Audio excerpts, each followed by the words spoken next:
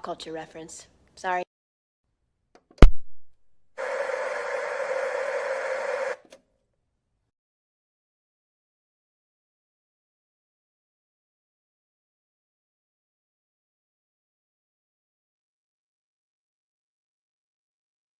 What's up, guys? Happy Thursday. I almost said Wednesday, the day behind, but how are you guys doing? And right off the bat, we got Mate gifting 5 memberships. Thank you so much. Hold on. Groovy. Thank you, Mate. And Herschel's has been subscribed for 30 months. Well, 30 months in a row, maybe even more than 30 months, but over on Twitch. Thank you, Herschel's.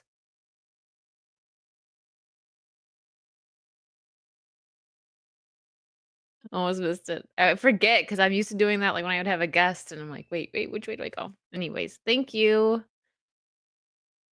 Uh, Thanks again, mate. Okay, there we go. How's everybody doing? Let me say hi to everyone. Mate, Eduardo, Hokey, Psychotic Mongoose, Smallville Man. Mongoose is also over on Twitch. Thank you. Venom Bite, Daniel, JB, Sam. It was pretty fun when you joined Wickedly to play Repo as well. Wait, did I miss someone? Who played with us? Oh, you're just saying Repo was fun on Sunday? I don't know. I'm lost. What's up, AP? Cthulhu is alone. Hello. And thank you for putting the PayPal link over on Twitch, Herschels. Marianne, how are you? Sam says good. Jay is right. Matt, Tazrin, Dr. Butcher. Daniel says I saw Until Dawn Tuesday. How was it? Did it not go to podcast? Hold on, let me check. Let me switch over on Twitch because it's supposed to say podcasts and talk shows, so I gotta fix that then. Hold on. Let me see. 1 second, guys. Channel. Yeah, it says talk shows and podcasts. It should say anyways. That's what it says for me. Okay. All right, let me see. Are all the other ones? Oh, they are. Metal Chew. Hello, Greg. Thanks. Oop, thank you, Herschels. Okay. Wolfman Ryan. Andrew, you just got your Deadpool versus Wolverine comic today? Ooh, nice. Brandon Blair, hello. Chewy, how you doing, Chewy? Richard says, since Jeremy declared Jay is dead, are you the captain of the ship now? Oh no. Well, I don't think Jay was ever the captain. It was always me or X-Wing usually.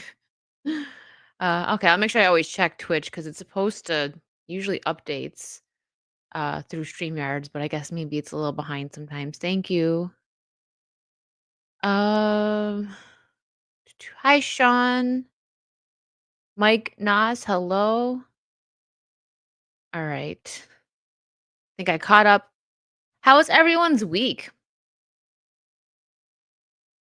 Oh, are you Daniel? Well, hope you enjoyed that one. I thought it looked interesting.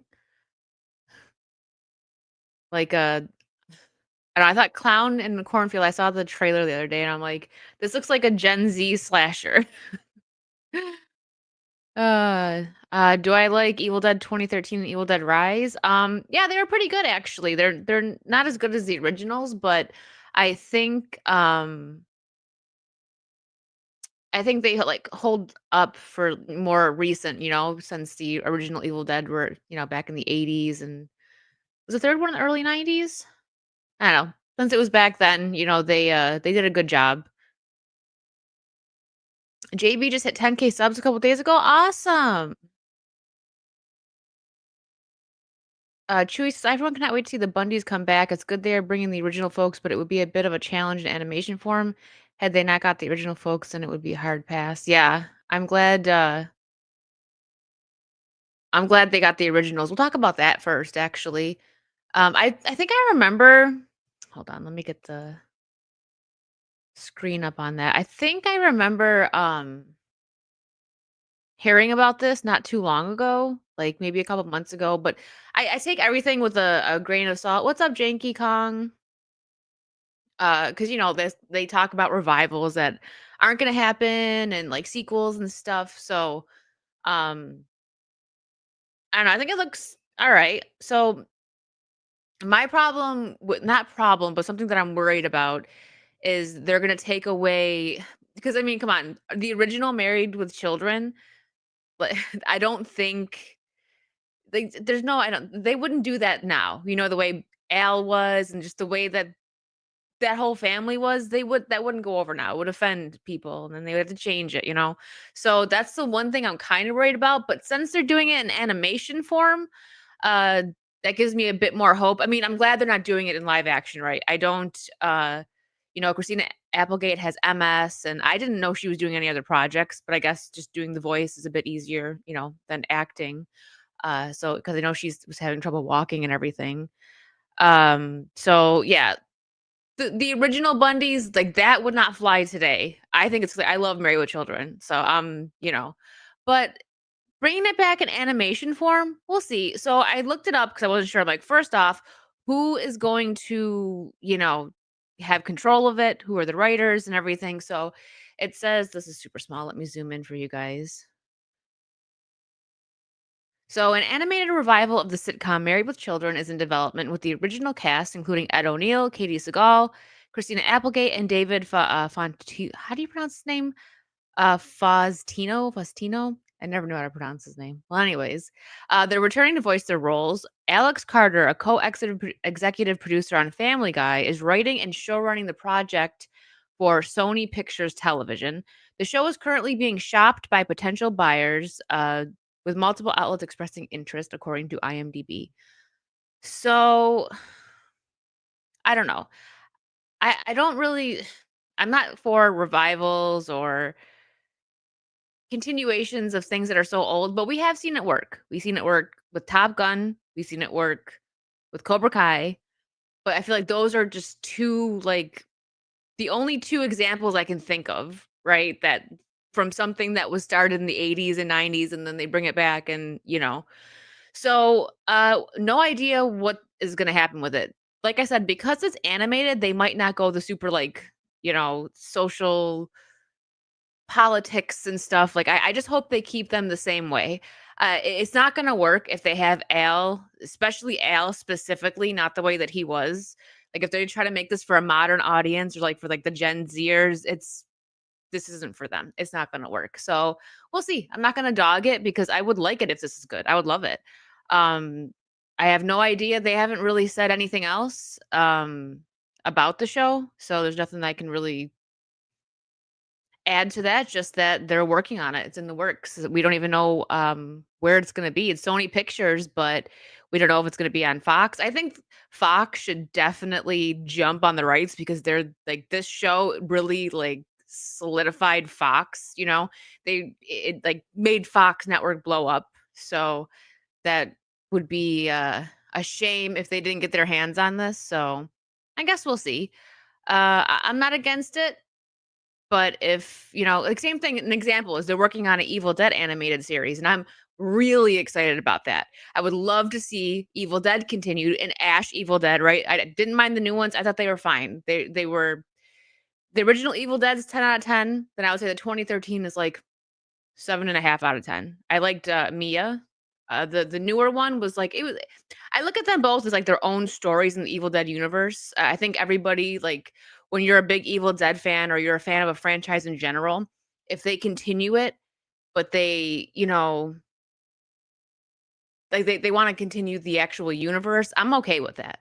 As long as they don't mess up the character stories that we loved.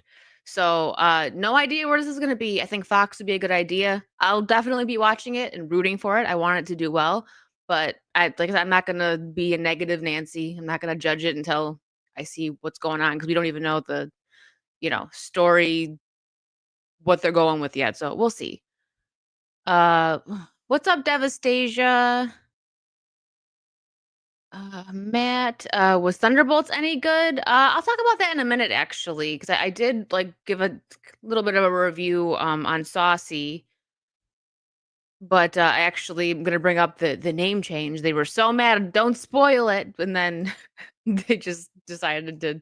I don't know if it's really a spoiler, but like they just changed the name like a week after it came out. So, but yeah, I don't know if they're gonna jump in time. Or pick up where they left off. I mean, since it's animated, they could pick up where they left off, but maybe a time jump. We'll see. I could see like if it's not good, it'll be done after one season. But I'll be cautiously optimistic about it. What's up, Andy Masterson? Nice Herschel. Like we got like a horse and carriage. What's up, Jonathan Cranberry? So I sailed the seas to see Thunderbolts because like I told you guys, I'm like half hour from movie theater. So unless I really want to see something, I don't go. I do want to see Sinners, so I might try to go see that before it leaves theaters because I've heard nothing but good things about that from everybody except Disparu. But even he said maybe it's like a American thing. That's why he wasn't into it. But he's literally the only person that didn't like it. He really didn't like it. But I want to see it. Um, so yeah, Married with Children. We'll see. The Bundys are coming back. So JB. Well, I like to support things that I'm interested in, like Sinners. I really like to go see that. But when it comes to like Disney and Marvel, I'm like, if I get a link, I guess I'll just watch it. I mean, I have like the last, let's see, I think Deadpool and Wolverine was the last that I seen in theaters. All right, what else do we want to? We'll save the practical magic thing. I'm pretty sure that was another story that I heard a few months ago, but like I said, you see tweets and stuff all the time about revivals and sequels, and then nothing happens with it. I mean, not that long ago, they said the Buffy thing wasn't happening, and I was like, yes, here we are with we're not gonna get into that right now. Another sequel on this, I don't want to happen. This is the first I'm hearing of this. I don't know if this is I know it's like newish, but this definitely I did not hear about until uh today. I think actually I saw this on like Instagram and I'm like, "What? What's up Only Rosen?" It's coming to streaming May 20th. I want to see it in theaters though. So if it's still in theaters, I got to hurry up and go see it. That's something I want to see in theaters. Uh but yeah, so 10 Things I Hate About You. I don't know if anybody in this chat is a fan of it. Probably because this is a cult classic. I consider it like a chick flick, but it's definitely something that the dudes can enjoy too. Heath Ledger, great in it. Um, but not all the 3 sequels, like, come on. What's up, Sherry? I don't understand. Like, they're milking this, man. So 3 sequels to 10 Things I can't even talk right now. To 10 Things I Hate About You are in the works, titled 10 Things I Hate About Dating, 10 Things I Hate About Marriage, and 10 Things I Hate About Kids. I There's a lot of iconic lines in this movie, but seriously, this the one that catapulted Heath? I know Julia Stiles, this was yeah, I think maybe both of them a little bit because around this time Julia Stiles was cast in quite a few like the, teen movies. She was in Save the Last Dance. What was the one? Othello, she was in that one too. I think it was just called O. I just don't understand that, man. Like, they are so creatively dead. They can't make anything new. Yeah, Sherry, I'm with you. I love this movie so much. It's such a cult classic, especially for the ladies, but I know a lot of guys that like it too, but mm-mm, this is not needed. I know, why would it need 1 sequel, let alone 3? Same thing with Freaky Friday. That looks awful. Like, why? Just why? Who asked for that? Nobody asked for that. Um, and what they did with Mean Girls. So I know a few people like, that I'm friends with on, like, online and stuff that actually kinda liked the Mean Girls, the new one, the musical. Um, but I saw side by side scenes, and it is so dry in comparison to oh, this is that time of day where I'm gonna get light on my face, guys, so just bear with me. There's nothing I can really do. I'll move over here a little bit. There we go. Um, eh, I don't know. Julia Stiles, maybe she'll be in it. Let's see. Let's look at this stupid article and see what what it has to say. It said something. Oh, I don't want no people. I don't want notifications from you. So, 10 Things I Hate About You director reveals he's working on a follow-up film with a nod to Heath Ledger. What's up, Wiley? Are you heading out? Thank you. Thank you for stopping in. Uh, he deserves to be loved. Gil Junger says of late actor Heath Ledger. Then don't get out of here, ad. Then don't redo this, or not redo it. Don't continue it. It just didn't need it. It was a one and done. So many of these films are one and done, and they're doing sequels and revivals. Like the story's been told. I mean, like they're trying to work on bringing Supernatural back, and that show just stopped like 3 years ago, and it had 50 billion seasons. So I think the story has been told. But here they are, just keep reviving it. Like, well, I'll get into that. I'll go on a supernatural rant in a second. So a new 10 Things movie is in development. Gil Jill, see, I can't even read today. Gil Junger, who directed the original 1999 teen comedy 10 Things I Hate About You, starring Julia Stiles and the late Heath Ledger, reveals exclusively to People that a follow-up film titled 10 Things I Hate About Dating is in the works from himself and the original producer, Andrew Lazar. Well, the film hasn't been greenlit yet. Well, fingers crossed that it doesn't get greenlit. Junger, who is currently co-writing the script with Nia L. James, don't even know who that is. We'll look into her in a second because now I try to do this now when I don't know who they are, and then I didn't mean to click on it. I was just trying to highlight it and open another tab. Hold on. Okay, maybe not. Maybe people really just does not want to let me highlight. Disparu would be furious. We'll look into her in a second. So they plan to make it the first in a trilogy with two more subsequent installments titled 10 Things I Hate About Marriage and 10 Things I Hate About Kids. That title is so awful. 10 Things I Hate About Dating is definitely in the works as a feature film. We're developing it right now, says Junger, 70, teasing that he, Lazar, and James have some pretty good ideas. I don't think so because you're reviving a teen drama comedy from 1999, so you obviously don't have any good ideas, but okay. 10 Things I Hate About You follows teen Kat Stratford Styles at 44. Oh, she's 44 now. Okay. I thought they were saying that it's like reviving her character. It might be. High achieving, sharp tongued loner who is constantly compared to her perky, popular younger sister Bianca by their overprotective single dad Walter, but Kat's world is soon turned upside down by Patrick Verona, an edgy new student who changes her life. See, it was done. They told it it's over. We don't need anymore. Especially now, I don't know if they're bringing anyone back, but if they're just like continuing like in the universe, like why? But I don't know. They apparently think they have some good ideas. I don't believe them though. The movie is widely considered an integral part of 90s teen comedies. It is. Let's see. Aside from Styles, Ledger, hold on. The original things I hate about you started. Okay, yeah, we already know who started. There was quite a few people in that one. Joseph Gordon-Levitt, Gabrielle Union. Um,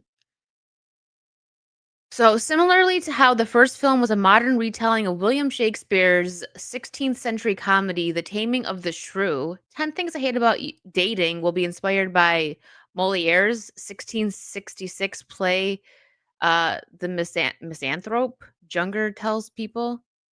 I probably totally said that wrong, but so do you guys remember that there was a chunk of the 90s where they were just like redoing Shakespeare movies but like making it modern? Like I mean, Romeo and Juliet was probably the most popular. I still love that one with Claire Danes and Leonardo DiCaprio, but they did O with Julia Stiles. I guess this one, 10 Things I Hate About You, and there was the other one, I can't remember what it was called. It had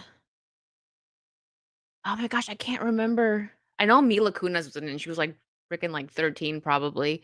Um, Oh, I can't remember what it was called. Oh, no, it wasn't Can't Hardly Wait. That was with no, that was a whole different one. There's so many, like, teen comedies I remember watching when I was younger in the '90s.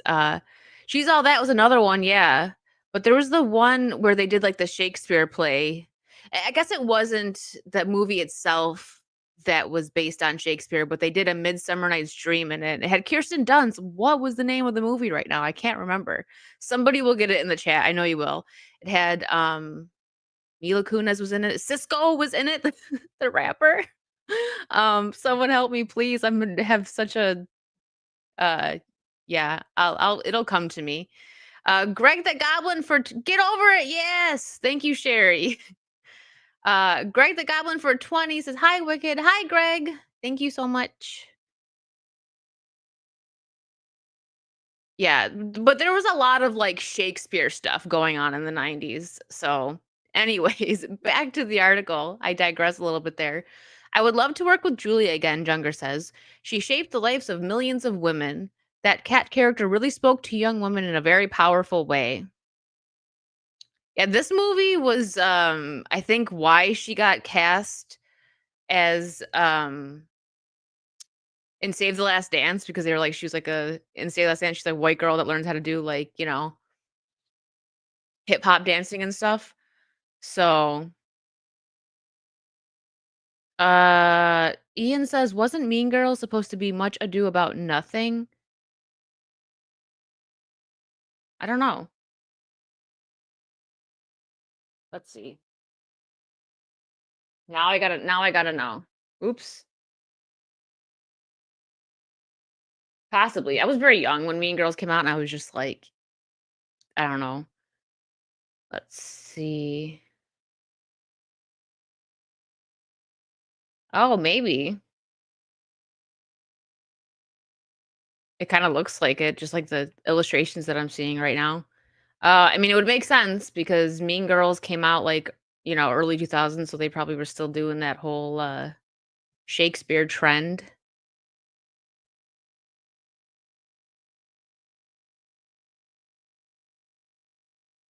It's based on another novel. What, Mean Girls? I don't know. Maybe somebody in the chat can, clarify. So the director adds that while he hasn't thought seriously about who might star in the new movie yet, I'm shocked he didn't think about it. Absolutely shocked.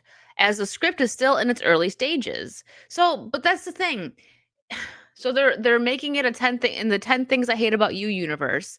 The script is still in the early stages and he doesn't know who's going to star in the movie yet, which means he hasn't written um he didn't write any of the original characters into it. So who knows what the heck they're doing. Uh if it resonates with the original cast and I can have some cameos or even real parts, I'd love that.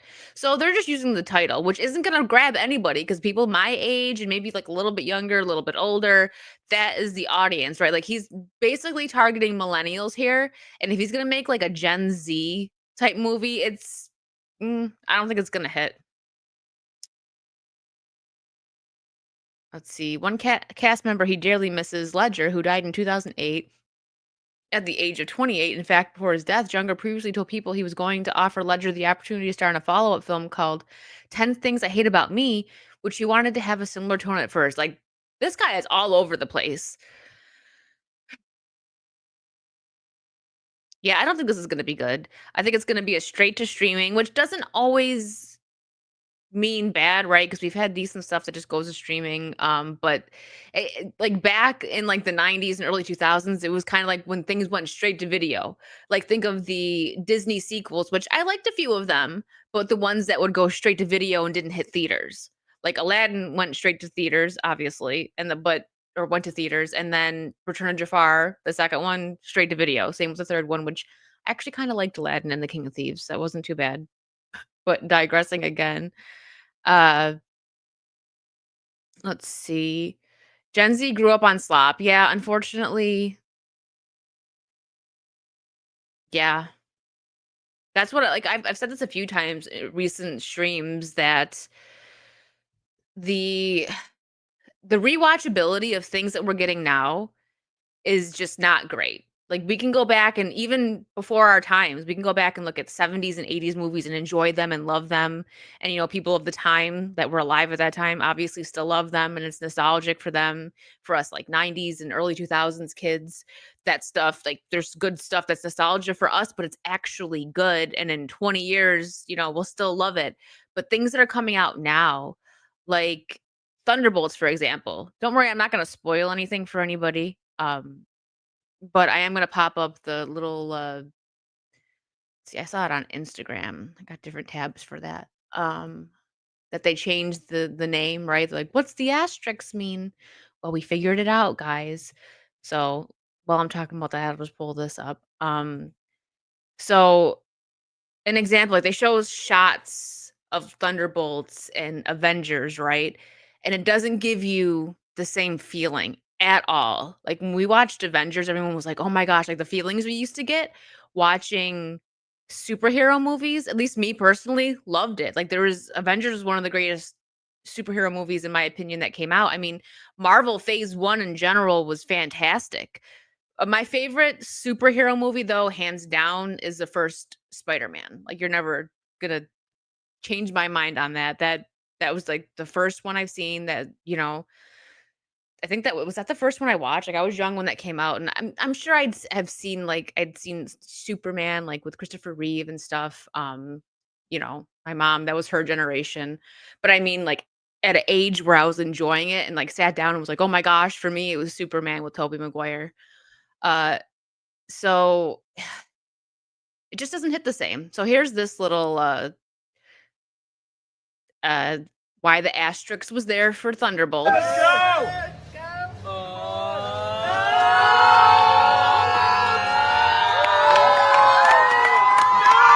The new Avengers. So they're not actually the Thunderbolts, they're the new Avengers, which not really a shocker to me at all. They kind of that's what people were calling them, but like they're calling her like what are they saying? Like Wish.com Avengers and stuff. So yeah, they show, like, different scenes, right? Like, put them side by side, like, that iconic scene in the first Avengers when they're all in a circle and the camera pans them. It was iconic, but they did something similar to that with, well, New Avengers. I guess it's not really Thunderbolts anymore, huh? And it just did not hit. It wasn't the same at all. Like, it's and some of these actors are decent. Like, I don't hate Florence Pugh, but, um I don't think she's as great as everybody, like, says she is. I love Bucky. Sebastian Stan he's good as Bucky, but in this movie, no. His last 2, that I can remember, I didn't watch Falcon. Was he in the Captain America Falcon movie? Uh, I didn't see that. So the last 2 I seen him in the Winter Soldier Falcon show, and wasn't great. I mean, but it was the writing, it's not his acting. Same for this. Loved him in Winter Soldier. Same with, David was it David Harbour? I like him as an actor. He was like the comic relief of this, one of the ones that I could stand a little bit, um, more. So, it had potential, but the writing just wasn't there. But the writing hasn't been there for Marvel for quite some time, so it wasn't a surprise. I would say, like, I don't even think I gave it a rating on Saucy. I would say, like, a fair rating for this would probably be, like, 6 out of 10 because there was a couple, like, decent scenes, but I'm glad that I didn't go to the theater to see this, if you know what I mean. But, if you go, like, with your family, like, if you're going with, like, your kids or niece, nephew, whatever, you'll probably have a good time. It's not the worst that Marvel's put out, but that's not saying a lot. So that's my take on this. New Avengers. I miss the old Avengers already. Ian, thank you so much for that 50 pounds. It's not even been greenlit, which means they sat there and brainstormed 10 things I hate about and then came up with 3 witty suffixes. Was that there wrong? See, I can't read today. I can't function today. Thank you so much, Ian. Yeah, I don't know. I feel like in order to get this to work, like, rest in peace, Heath Ledger, right? He's not around. If they had Heath and Julia again and they did like a 10 things I hate about marriage and this would be lame, I think, but I think it would work and it would actually fill seeds for millennials if those two could be in it. And, they did, oh, my light's not on. They did, something like that where because you need those people to pull in for this if you're going for millennials, but he's probably not. They're probably going to go for Gen Z and don't know how that's going to work. Hurts. Yeah, you're probably not wrong. You know what? Real quick, I think I saved it. I'm not going to share sound because there's music. But I loved this. You guys know I'm a Spider-Man girly, especially Tobey Maguire. But this right here, like it just got me like in the feels kind of because it's just what we used to get versus what we get now in comic book adaptations of, superhero movies. And this is an example of how you could still watch these scenes and feel the same way that like you felt when you seen it for the first time. So it's 2021 people after knowing Peter's identity, and then it shows 2004 after people knowing Peter's identity. Stark difference. I'm not gonna play sound because they have music in the background. But yeah, everyone's all aggressive and stupid. And then this scene, this is such a good scene. I love it.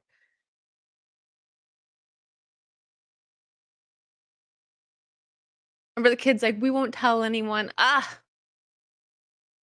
That's how you write good stuff, man. Like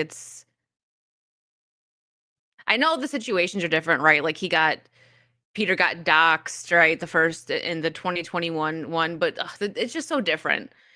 Mm-mm. Because that wouldn't like if these people were real, you wouldn't be getting beat up.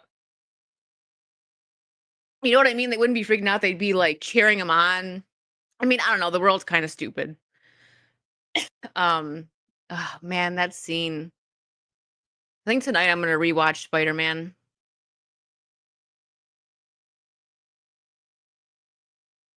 Uh,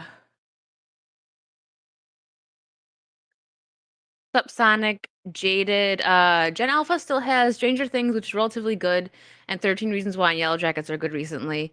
Yeah, I guess would that be considered Gen Alpha? I gotta look at like I always have to look up. Probably it's like right after Gen Alpha is where we got to put our hope in because Gen Z. I have a few friends who are Gen Z and they're not dumb. Okay, there's a handful of them. I love you guys. I'm not coming at you. They probably watch my streams like whatever, Amanda.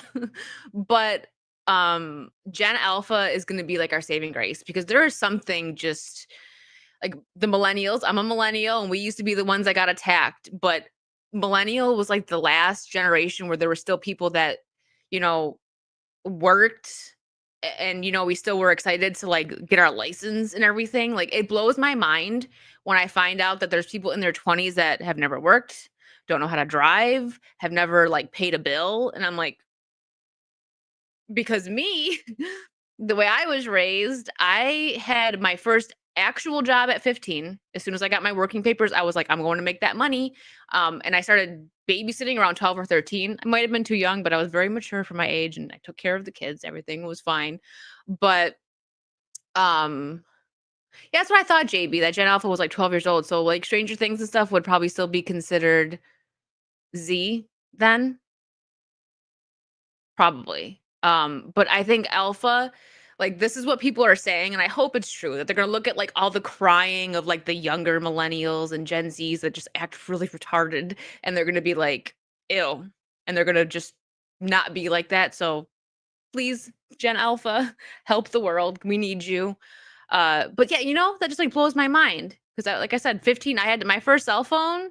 Like, hey, it's cool if your parents can give stuff to you, like your first car, your first cell phone. That's great. Hopefully, they make you work for it because when you just hand stuff to your kids, they're never going to learn and they're not going to be good functioning adults at all. Um, so yeah, I had my first cell phone. I had to pay for it myself. I've never had a cell phone paid for bill or anything like that. I immediately, and it's good. I'm really glad at the time I probably was like I wish my mom would like, it'd be so much easier if my mom would buy this for me and stuff, but I'm so glad that she didn't because I learned the value of the dollar, and it's just you wouldn't you guys probably know some yourself, but it blows my mind the amount of people I know in their 20s that can't function like adults. I'm like, I mean, I had my first apartment at 17, so, like, I'm different. Not everybody lives that way, but, like, for me, I'm just like, "Whew, okay, it's nuts." But yes, Gen Alpha, we need you. We need the bat signal for Gen Alpha, please do better. And to be fair, not to, like, blame parents, but the Gen Zs that are like that, I mean, it's parents that babied them and stuff, so then again, I have Gen Z friends who are fully functioning adults. Not talking about you guys. I'm gonna get text messages like, "Tell me how you really feel." It's just some, and I worked in, food for a while, for a very long time, and near the end of my working in food, there was a couple young, like, Gen Zers that started working, and they just, like, did not wanna work. They just, like, leaned against the wall, never wanted to do anything, and I was like, "God help me right now." Uh And JB does make a very good point that Gen X did raise Gen Z. It's very true. So I guess it's on us millennials to do a good job. So come on, millennials, let's make your kids go to work as soon as they're of age. Send them out. No, but seriously, I think it's very important to do that, even if it's just like a you know coffee shop job, babysitting job, something. Make them pay for something. All right. Now that I went on a total, like, not pop culture rant, we can get back onto a topic. Um, what's up, Blue Eyed Scorpio? I worked 2 years in a restaurant and I learned never date people that work in that industry. Nobody is loyal to their significant other. Really, Blue Eyed Scorpio? Who hurt you? Come on. And that can be said in any like career though. I get what you mean though. I had some friends that were kind of weird in the food industry, but man, I was too busy because at a big chunk of my life, I was doing 2 jobs, daycare and fast food, so I was too busy to pay attention to their degeneracy. Blue-eyed Scorpio, I did not. What'd I do? Uh, what'd I do? I convert you on all old man chicks fistic clout. Sorry, guys. I'm sorry. I'll dial it back. I just had a moment there. Since we were just talking about actually, we had a pretty chunk talking about Sam Raimi because he also was the Spider-Man guy. Um, so the next Evil Dead film releases in theaters on July 24th, 2026. Now, I don't know why they need to do another one. Um, I agree. JB had mentioned, like, I totally am like Sam Raimi and Bruce Campbell. That is top tier, the best Evil Dead. Like, as I said, I didn't mind 2013. I think when it first came out, I was like, this is whack. But then I watched again, and I was like, Mia's all right. Um, and it's because I appreciate that at the very least they took and made stories in that universe and they didn't like touch Ash or anything. So hopefully they keep it that way. Um, let's see. Do I have okay, here it is. Evil Dead Burn is what it's gonna be called. Written by yeah, Vanchek. I'm not even gonna try. And Florent Bernard. And directed by Sebastian Vanek. Based on The Evil Dead by Sam Raimi. So listen, I'm not excited for this. Whatever. If I might see it, but I'll wait. I waited. The other ones I did not see in theaters. Um, I want the animated version. I want the animated version because they're in talks of doing the animated version, and from what I've seen, it's going to be Bruce and Sam. So I'm on board for that. Bruce Campbell has voiced for a while that he is so down with an animated series because he's getting older. He's like, I can't do all the stunts anymore. So an animated series would be the best way to go if we want to continue, you know, Sam Raimi's Evil Dead, which is what I want and what all Evil Dead fans want. So that's what I'm waiting for. I want more news on the animated series. Wait, Scorpio. Yes, Wolfman. Bring back Pablo and Kelly, which I think they would. If they did an animated series, I think they totally would. They probably would continue from the show, which we should have gotten one more season. What was it on? It was on Stars. Who freaking has Stars? Like I didn't even know about the show. And then see if they would have put it on Netflix from the start, it probably would have gotten another season and we would have got you know, a better wrap up. But sadly, no, we did not get that. But if we get an animated series, if we get a few seasons of an animated series, I'm for that. As long as it's a good, if it's Sam Raimi and Bruce Campbell, sign me up immediately. I don't even need to know more. Just tell me when it's out. Um, Stars is MGM now. Oh, okay, I didn't know that. Um, what's up, Mary, Mystic Girl? They blame the fans for pirating it when hold on. They blame the fans for pirating it when it was their fault for putting it on Stars, which you could barely find here in Canada. Yeah, that's true. Like I never realized that until like I got more Canadian friends. Like how much stuff. Same with the UK too. That I get over here in America that you guys don't get. So that's a very good point.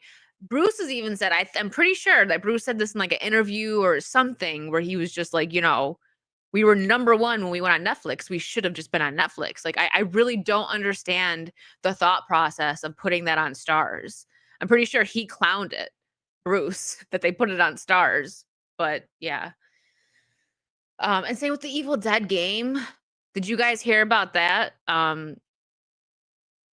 They closed down the servers for the Evil Dead game, which I had if you've been here a bit, there's actually still some videos that I think are up on my channel from years ago of me playing because I used to just put video clips up on my YouTube channel.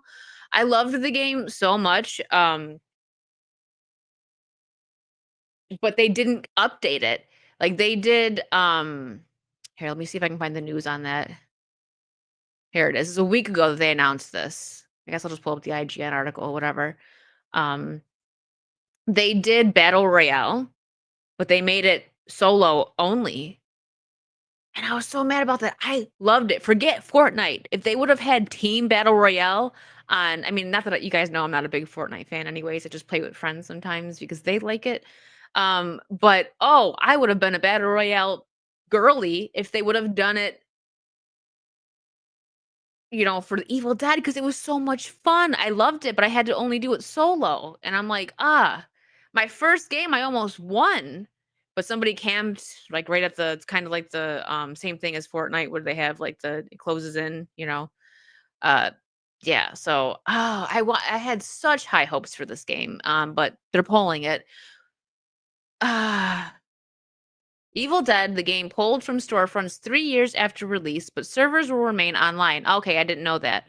So it's no longer available to buy after the publisher began pulling it from digital storefronts. The asymmetric multiplayer game based on the much loved action horror franchise launched in 2022 across PC, PlayStation, and Xbox. I can't give it 8 out of 10. Who cares? Who cares? So like, I was a little bit worried. When they first released this, because I'm like, all right, it's if you compare it to like Dead by Daylight, they update every 3 months and keep the game fresh, whether you like the chapter or not.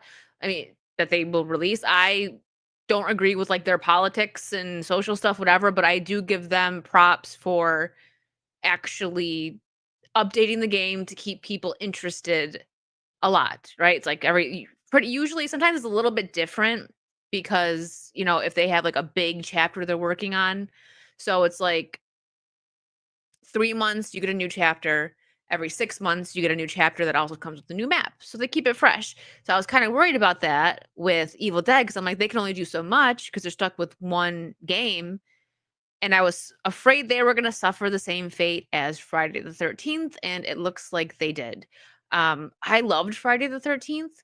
I didn't get to play it nearly as much as I wanted. Now, Friday the 13th, Jason Voorhees ended up in like copyright hell, right, with the whole lawsuit and stuff. So it wasn't the developer's fault.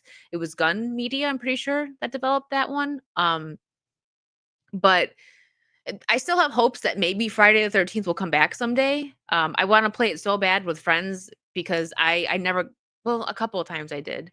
Because when it first came out, it wasn't cross-platform, and I had it on PC, so I wasn't able to actually play with friends. I had maybe it was like one or two that ended up getting it on PC, but that we didn't play a lot.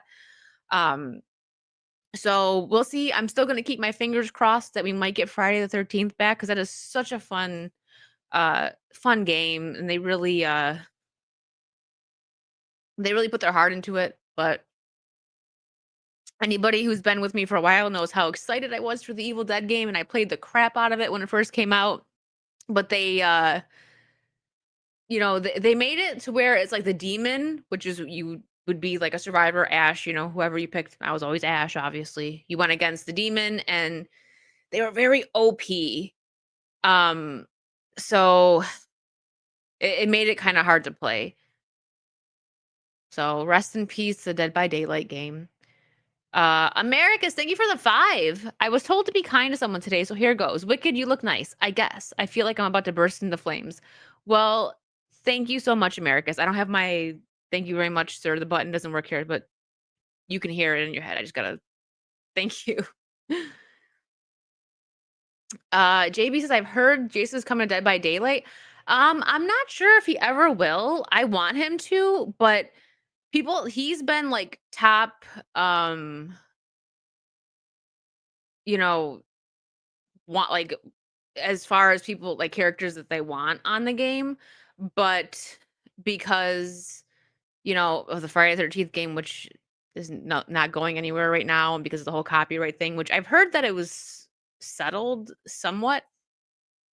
I don't know, but they made their own like they have the Trapper, which is people have always said is kind of like their version of Jason, and then they also ended up dropping like an outfit for the Trapper that was like an 80s hockey like mask guy. So I don't know. I would love to see Jason on there because then they'd have a lot of the classics. They already got Freddy on there.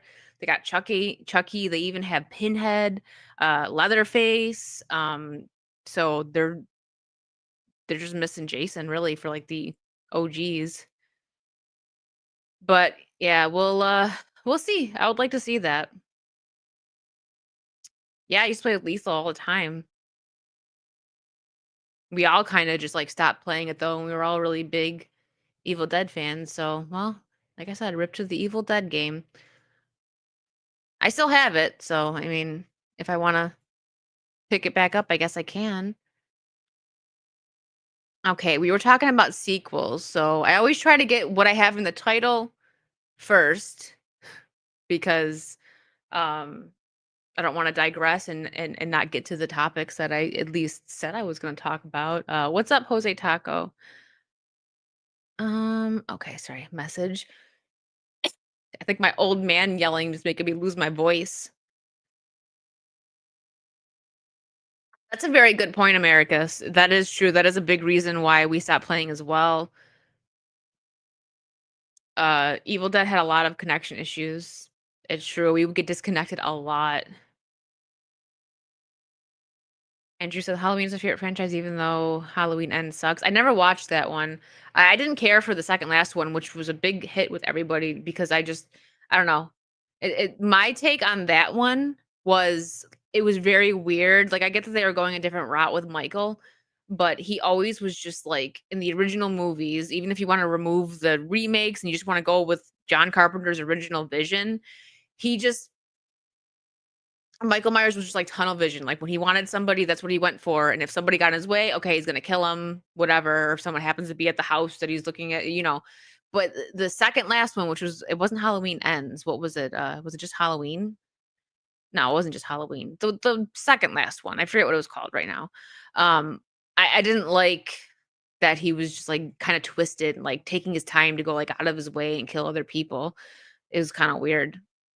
Um, So, I like the original, and yeah, that's another one of the OGs, OG Killers that's on Dead by Daylight. It was Kills, yeah.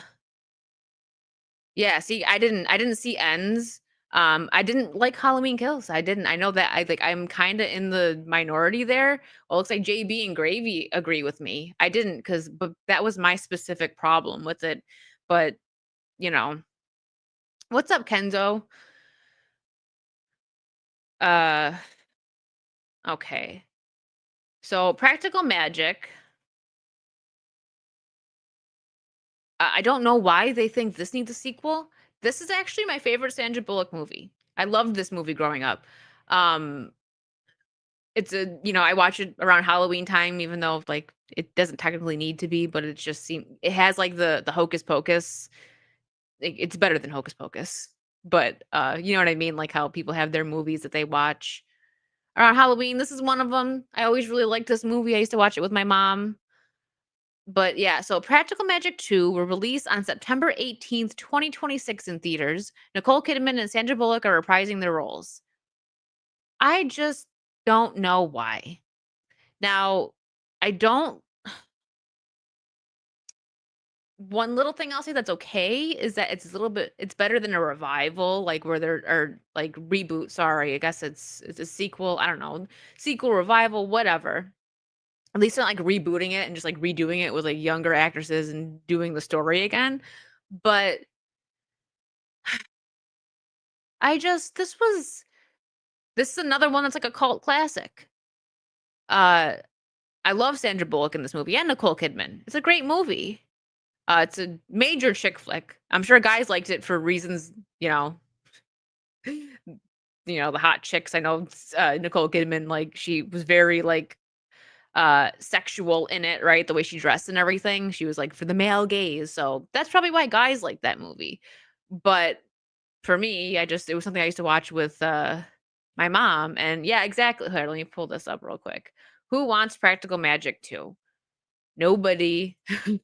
Nobody. Uh, Color Me Shocked, Americus. You need to go watch it right now. Uh, but see, the thing is, thank you, Zach. Um, so spooky season will come early as Practical Magic 2 readies for its impending release. A follow up to the beloved 1998 classic Practical Magic, the movie, which was originally announced in June, will premiere September 18th, 2026. Warner Brothers confirmed. The spell is cast. The date is set. Sandra Bullock and Nicole Kidman return. The studio wrote in a post on X, revealing the movie's two leading ladies will reprise their roles. Stockard Channing, who also appeared in the original film, has not yet been confirmed as a cast member. Stockard, how old is Stockard Channing now? I do not listen. Nicole Kidman was beautiful when she was younger, and she could still be beautiful now if she didn't get so much work done. I think Sandra Bullock still looks good, and she's a few years older than Nicole. I didn't even know that. We're gonna look them both up in a second. Uh, so the announcement comes on the heels of a record year for Kidman, whose performance in Baby Girl, don't even mention that to Disparu, but ooh, I didn't watch that. I don't want to. Uh, it earned her a Golden Globe nod, and whose reinvention as a master of complex and sometimes troubled female characters has added sheen to an already bright star. Okay. Bullock, on the other hand, once a romantic comedy darling and Hollywood staple, has retreated from the spotlight in recent years, appearing less on the talk show circuit and taking roles sparingly. The woman's reunion for a second chapter to film that is over 25 years old will no doubt draw loyal fans to the theater, eager for another burst of the dark magic that helped propel the first project to cult popularity. Bullock and Kidman are also both co-producing the film, according to Deadline. Well, I don't care what Deadline has to say because they're stupid. Uh, but I mean, it's probably true. So here, we're gonna look up Sandra Bullock now. Let's see. We'll do 2025. See how oops. My mom always was compared to her. That was like my mom's celebrity lookalike. So this is how she looks now? Seriously, she looks great. Look at this. She looks great. That's what happens when you don't shove your face. There you go. Enough said. When you don't put a bunch of plastic and Botox and crap in your face and you just let yourself age naturally. She looks great. I hadn't seen her in a while. I'm gonna have to look up um and see what the last movie she was in. She looks great. She's aging like fine wine. She looks like the mom from Weed. She does Blue Eyed Scorpio. Yeah, no plastic. What's up, Mark? So I'm not trying to be mean, but we're gonna compare her to Nicole, who kind of like. Have you guys seen Shania Twain lately? Holy crap, she looks like a fembot. Um, the same can kind of be said for Nicole Kidman. This was at the Met Gala, so this is very recent. Which we're gonna talk about that in a second too. Just very briefly because I know Disparu is gonna go off. Yeah, way too much plastic. Man, she probably would look really good if she didn't. Nicole Kidman was gorgeous. Way too much going on there with the plastic surgeries. Ugh, it's unfortunate. Yeah, Shania Twain. When I didn't even know that it was her. Like, yeah. Hold on. I want to see the last movie she was in. I don't remember the last movie I even saw Sandra Bullock in. Lost City. I didn't see that. I think I seen something. No, I don't know if they're working on a new Speed film or like they'd be interested in it. She was in Send Help. Oh, that's not out yet. 2026. Hope Float. See, she was like the romantic comedy darling. I watched all of these with my mom. Like watched quite a few Sandra Bullock movies growing up. Uh Look her up in Bullet Train. She does not look good. How come Bullet Train 28 Days? That's one of my favorites too. That's a really good one. Why isn't it on here? Blindside. Oh, Bird Box, I think, was actually the last movie I seen her in. Oh, that was in 2022, so this was 3 years ago. Oh, that looks like it's the makeup that they have on her though in Bullet Train. They just honestly, it looks like they just have too much makeup on her and it doesn't fit her. What's this movie even about? Brad Pitt was in it? I don't remember this. Yeah, they put too much makeup on her. That the heavy eyeliner doesn't fit her. She doesn't need that much.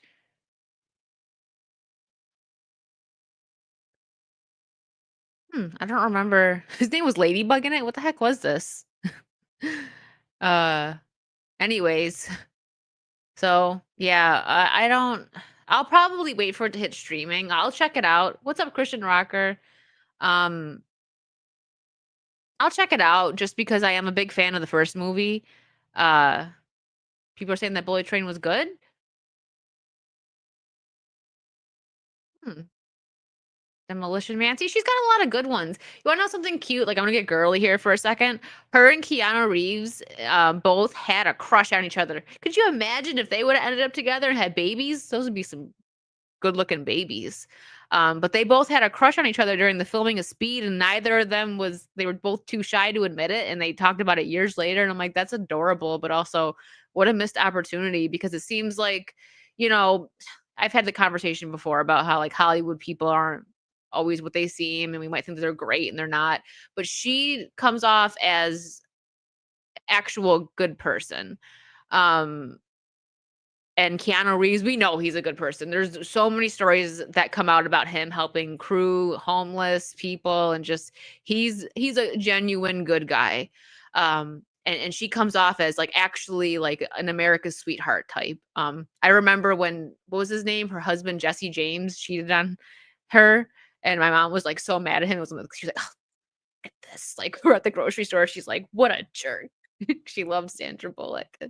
Oh, the magazines at grocery stores back in the day. And they're still there, but we don't really pay attention anymore.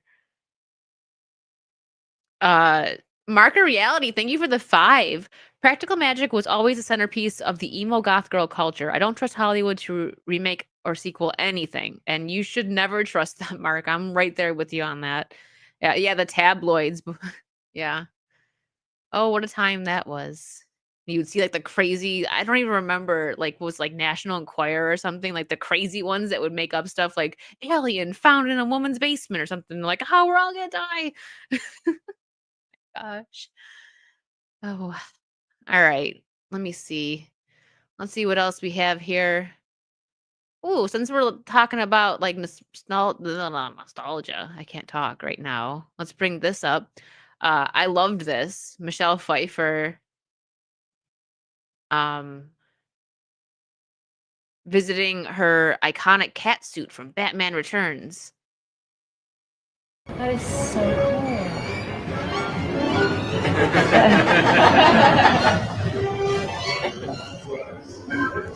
Those were the worst shoes to wear. Of all your costumes? Yeah, definitely of all my costumes. That is so cool.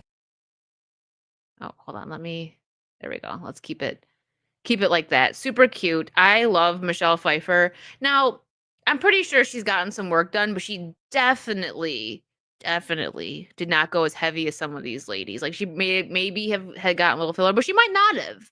It's hard to tell. Like honestly, when some of these celebrities are aging really well and it doesn't look like they had surgery, they may have just gotten good surgery. I don't know.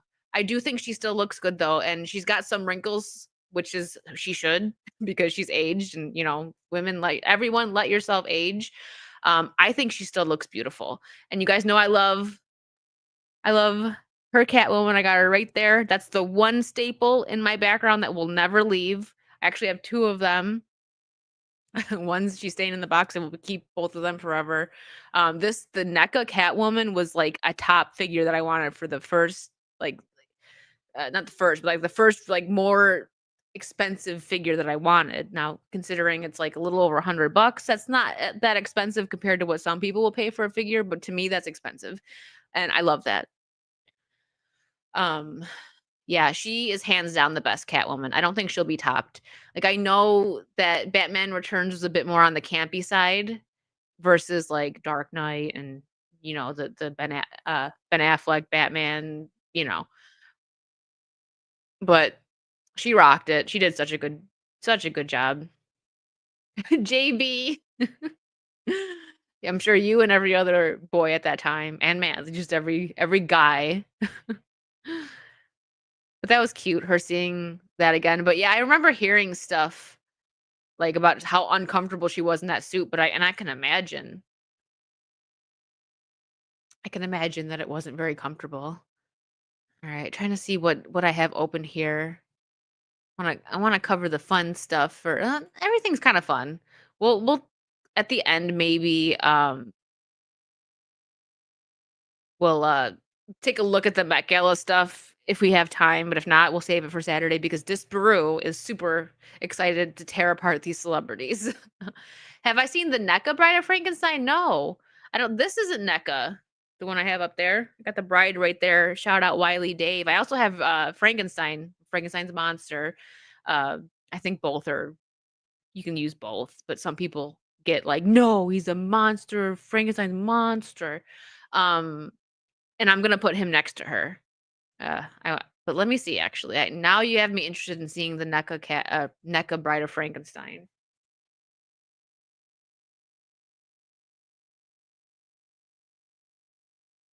I'll pull it up. Don't worry. Let's see. Well, that why is her hair brown though? It was black and white. This is the NECA one. Well, I'll pull mine up in 1 second and give you guys a close up. I've seen young Frankenstein. Hold on 1 second. Let me just grab that. I've also seen the Young Frankenstein like musical comedy play, which was great. Her hair was reddish in real life. Oh, okay. Well, that makes sense. Like I said, it's in black and white, so I can't really judge it. Hold on. Let me grab the one that I do have.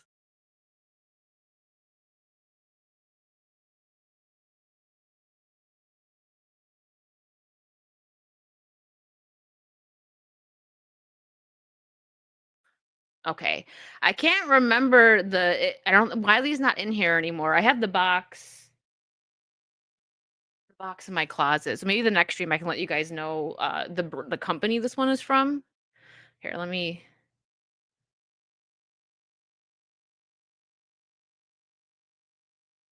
Very nice. And I also have her hubby, Frankenstein.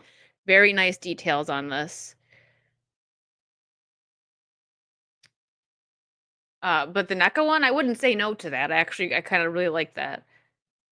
I'm a fan, even though she only was, 5 minutes in her own movie. But love it. Let me go put her back on the shelf. Hold on.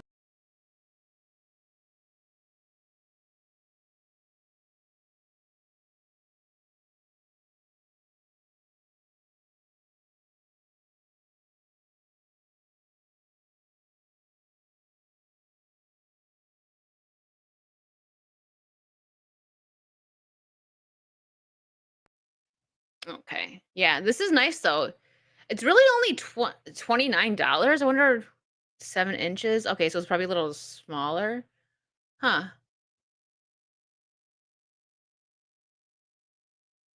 Interesting. Yeah, it actually had my on the side that was like little things I was looking at. Like it's funny because I was looking at stuff for my wish list there. That was my Amazon wish list. Anyways, because I was looking like, wait a minute, why is that up there? And I forgot that I was looking that up. Anyways, um, Corey, thank you for the 5. Hey, Wicked, someone has ripped the 5th month out of my calendar. I'm dismayed.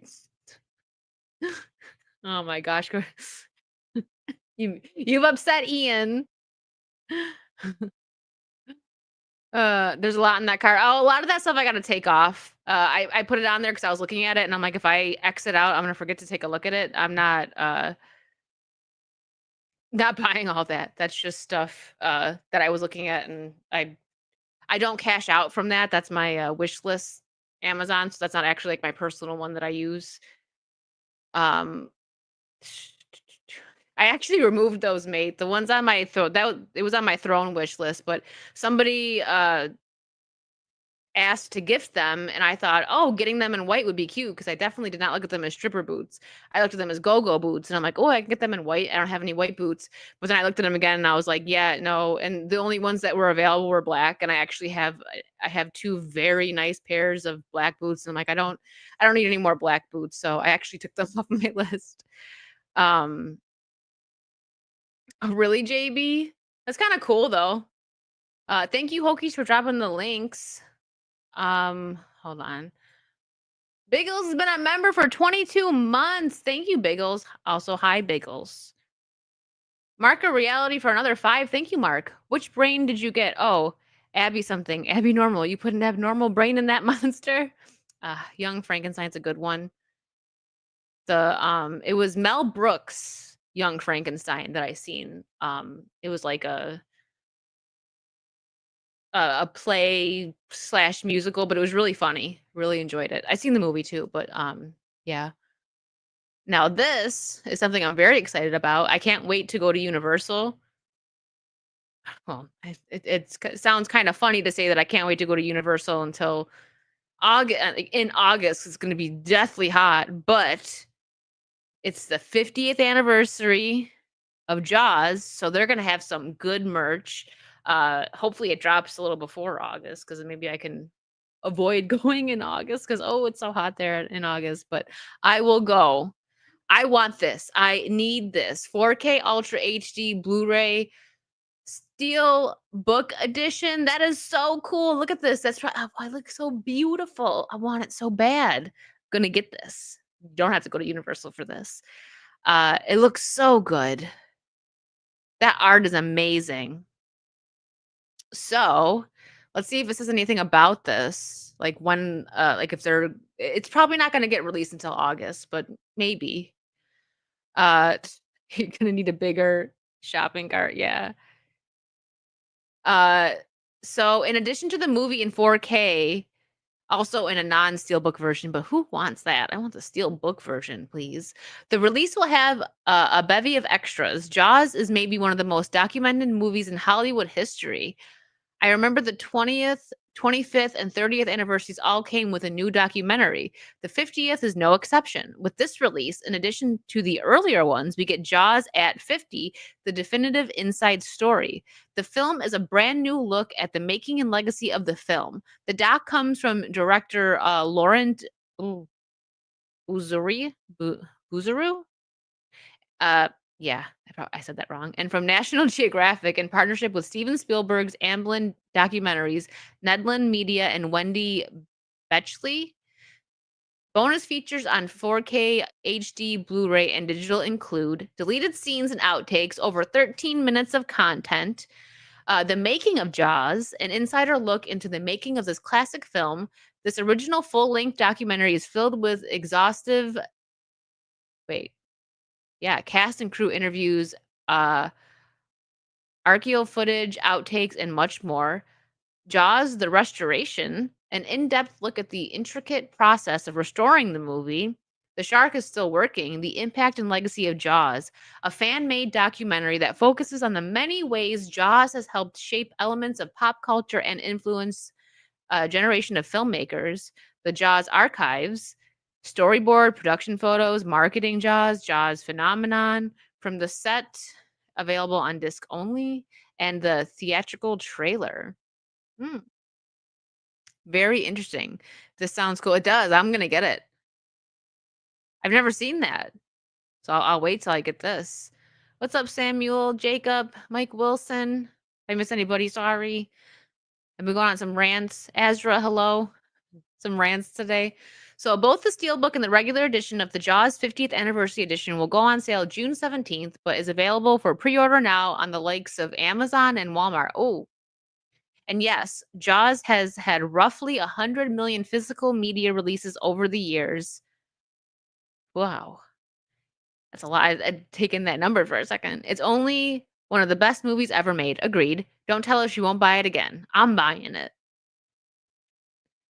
Blue-eyed Scorpio. They couldn't even get a real shark. Well, lazy, huh? I'm sad that I never got a chance to experience the Jaws ride at Universal or the Back to the Future ride. Mystic Girl says, oh, hold on. I found Jaws, the book, at a used bookstore. From what I've read, it's a lot different from the movie. Really? Is it interesting, though? That seems like a really nice, just a collector item to have. So I will definitely, let me see. Sorry, I shouldn't have clicked that out. Let me click and see how much it's available for pre-order on Amazon. Let's see. Oh, it's only 12 things in my cart. A lot of this has to go. It's there's like vintage Barbies and stuff in there, and just like a bunch of random things that I actually don't need. It's not even that expensive. I think I'm gonna pre-order it.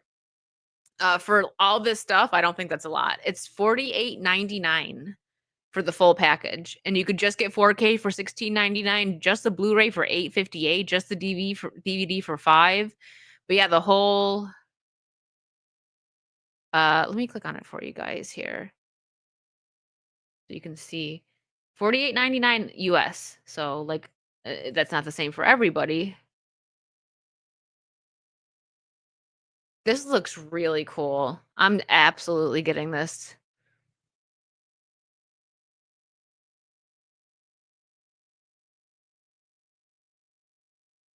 I have a couple Steelbook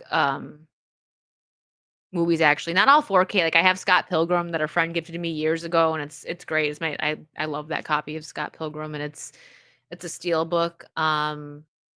What else do I have? I have a couple. That's not just the one off the top of my head that I can remember. It's 45 here in Canada, which is rare. How's it cheaper in Canada? That never happens. Not compared to US anyways. Maybe compared to like some places like Australia. Prices are crazy over there. All right, let's see. Let me see what else I had on Instagram here. Oh, this is cool. Since we're talking about Universal stuff, for any of you that may be like visiting Orlando and you don't really want to, steelbook dad.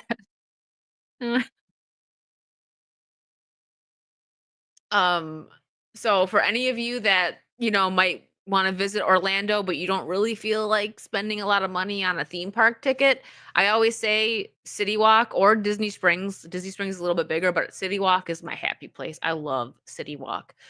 It's free to get into City Walk. They have a lot of nice restaurants. And now here are some updates. I'm going to keep it muted because I think they have music in the background from Orlando Informer. Love these guys. Um, they got an update coming.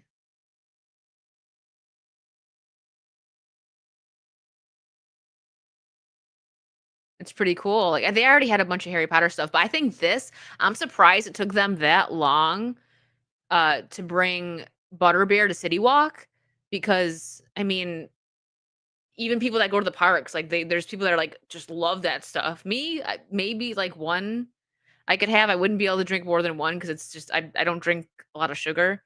Um, I like to just have my water and coffee black. That's my drinks of choice unless I'm having like wine or something. But yeah, now they have butterbeer at City Walk. So yeah, I always tell people if you come to Orlando, you don't want to go to the parks, but you still want to enjoy some of it. City Walk is free and it's beautiful. Oh, especially at night, nothing like it. So I thought that was interesting. And like I said, surprised it took them that long to bring it there, but there it is. Mystic Girl says it is the first chapter of the book. First chapter of the book is from Jaws' perspective, where the man and woman don't leave from a beach party, but from a house on the beach. Really?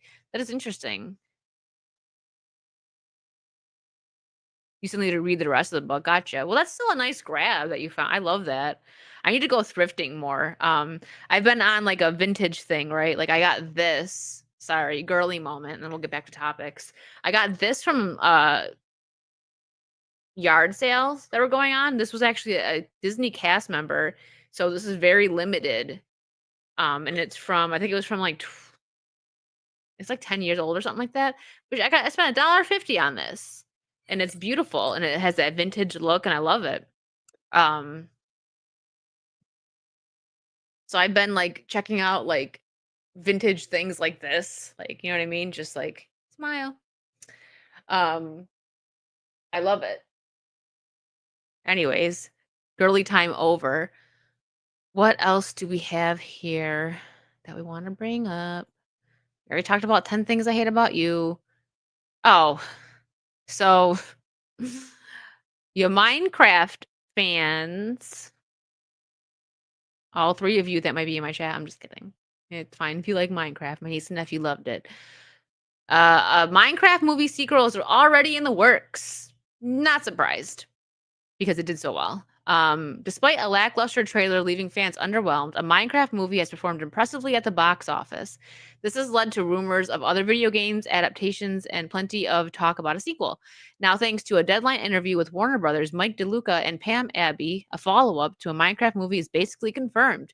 With this early news just confirming the sequel is in development, we know very little about a Minecraft movie sequel except that it is almost certainly happening. Yeah, I know, Clyde. It didn't make money because it was good. See, this is an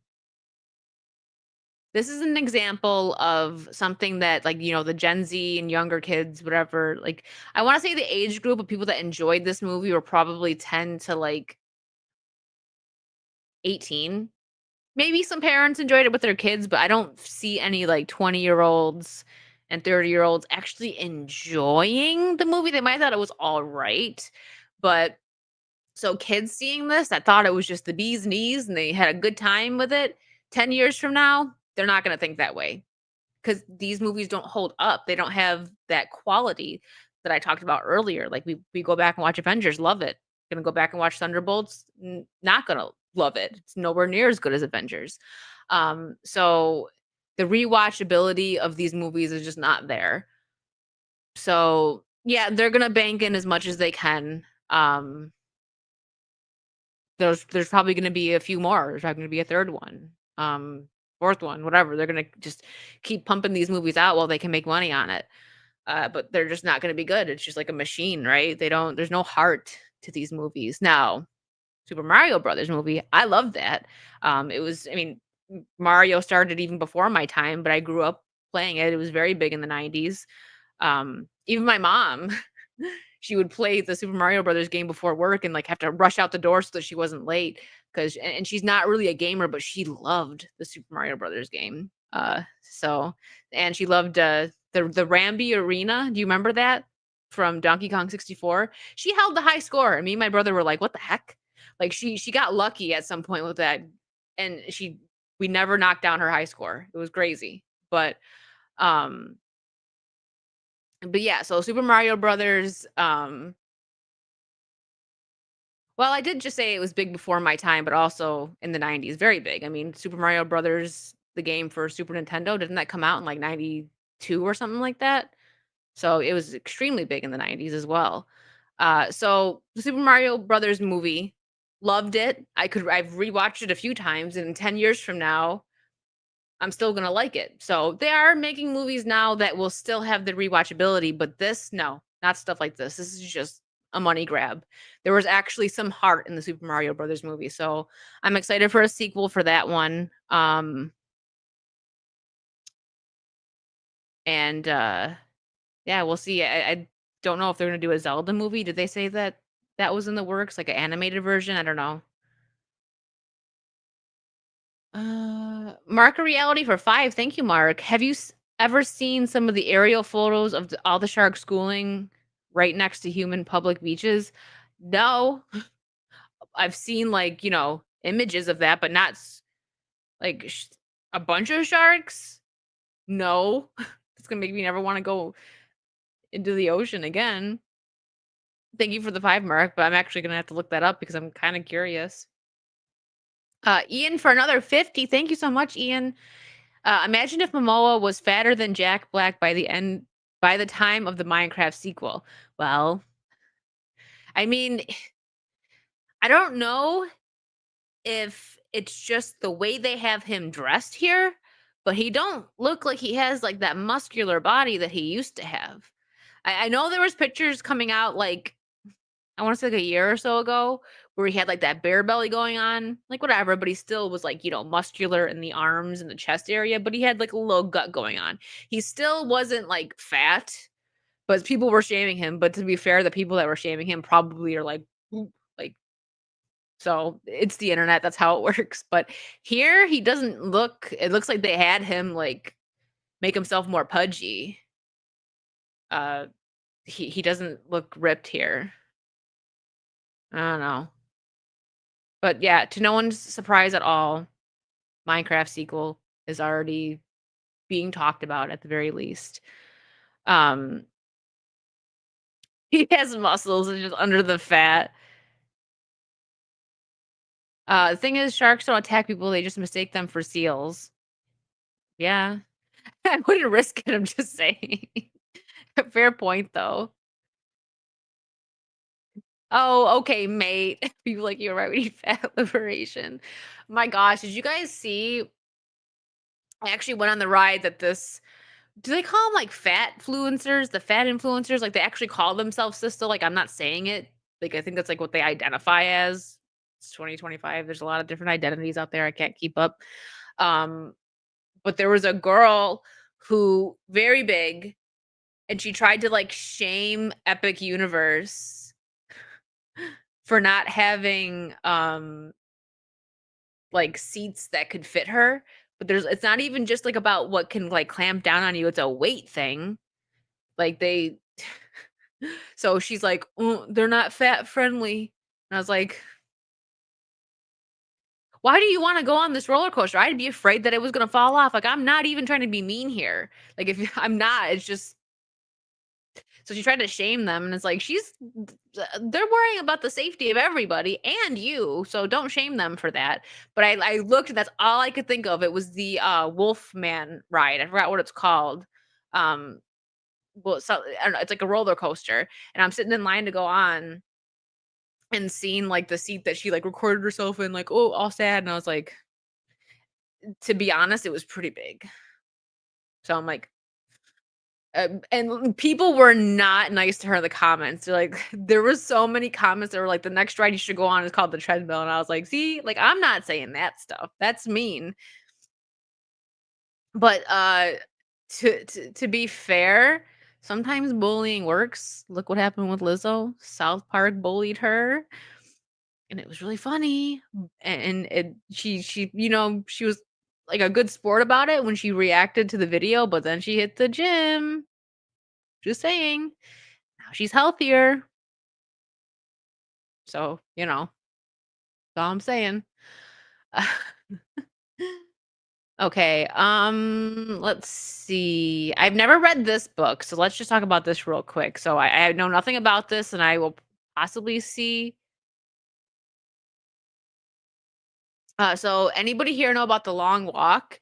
It's a horrifying new Stephen King classic film. Stephen King has lost his mind, but he has a couple good stories out there.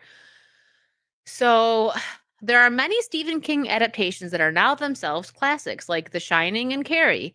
He's truly a maestro of horror whose works continue to resonate with people as more of them come to life. The recent Salem's Lot film was pretty good, but a pretty good time after all. I didn't see that.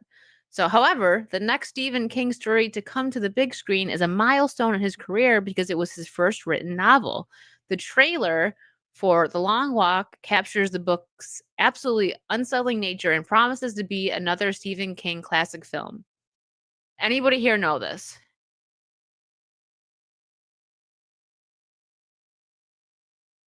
Some of King's movies are real stinkers.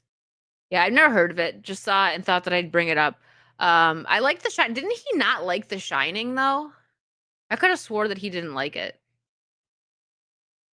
And he had like him and Stanley Kubrick like were not did not get along. They butted heads. All right, let me see here. Oh, this one. Now and also like I would play trailers, but I got to be careful because some things like oddly enough, we're totally fine playing like Disney trailers. They don't claim people unless there's music. Then like when I watched the Thunderbolts trailer for like 10 seconds I got claimed. I was like, "What?" Just clipped it out, but it was stupid.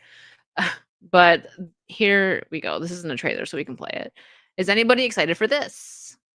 Smile, we have something special for you. Squid Game season 3 teaser tomorrow. This was a couple days ago. So the teaser's already been out. And I don't know if I can play it, but I can play this. Game fans here. What's up, Lark? Oh yeah, I definitely wouldn't be able to play this sound.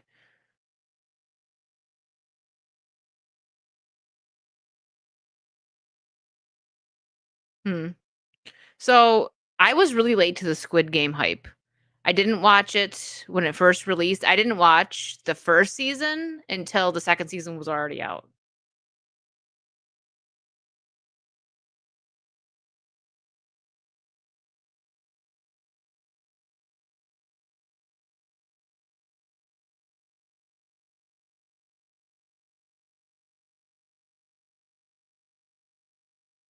I feel like this could have been a one season thing and it'd been fine. There was parts of season 2 that were okay, but it wasn't season 1 was better. Uh only thing you're excited for is GTA 6.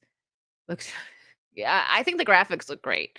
And I'm hoping that the reason why it's getting delayed is because maybe they put a bunch of crap in it, like social politics and everything that we don't want in our video games anymore. Never wanted it, but since these companies are getting hit in their wallets, maybe the other ones are finally paying attention. So that's my only hope with like why it's being delayed because video games getting delayed isn't always a bad thing, right? I mean, unfortunately, Skull and Bones is an example with like all the delays and how long it took to come out. It still was awful, but it had potential. I really wanted that game to be good. So I'm hoping that with GTA 6 that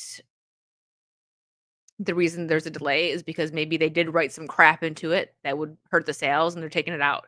That would be I would like that a lot actually. I'm a big fan of the GTA games. I never um actually finished the story for GTA 5 cuz I just got sucked into playing online with friends all the time. I loved that so much and at the time I was working two jobs so it was like when I had time to play it, I was playing with my friends. It was a good time. My favorite is still San Andreas. Love that one. Um, so Yeah. Squid Games. I know we went on to GTA over Squid Games. I'm not like hyped for season 3. I'll watch it because I'm like invested in the story, but if it becomes something where they just keep making season after season, it might be okay. They're really milking this.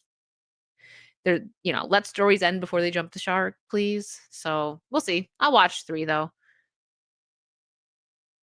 Mark a reality for 5. Thank you, Mark. If Jaws ate enough nose ring mafia types, would they eventually get diabetes? I don't know. Maybe that's a good question, Mark.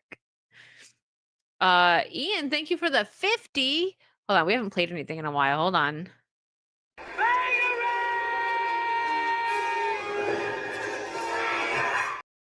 Thank you, Ian. Did you know that Shawshank Redemption was only a short story by King in which Red was a redhead Irish American? It's not even a very good short story. Wait, really? I did not know that. Hi, Blabs. Stories must go on forever. Well, that's what they think was Supernatural. Oh yeah, I was gonna go on a mini rant about that. Let's do that real quick. So Supernatural, I like the series. I was late to it. I was very late to it because I'm like, it just I compare any type of supernatural show to Buffy, and I'm like, this seems kind of silly. I don't think I'm gonna like it. But I did. So Supernatural should have ended on season 5. The the ending for 5 was it felt like a series ending, and you want to know why it felt like a series ending? Because the creator of Supernatural wanted that to be the ending, and he actually left afterwards. He was like, "Listen, if you want to continue this, you're doing it without me." And the CW was like, "I want the money, so 10 more seasons." Like, just think about that. He wrote a perfect ending. 5 seasons is perfectly acceptable for a series, and they had long episodes too. Weren't they like 40-minute episodes or something? I don't know.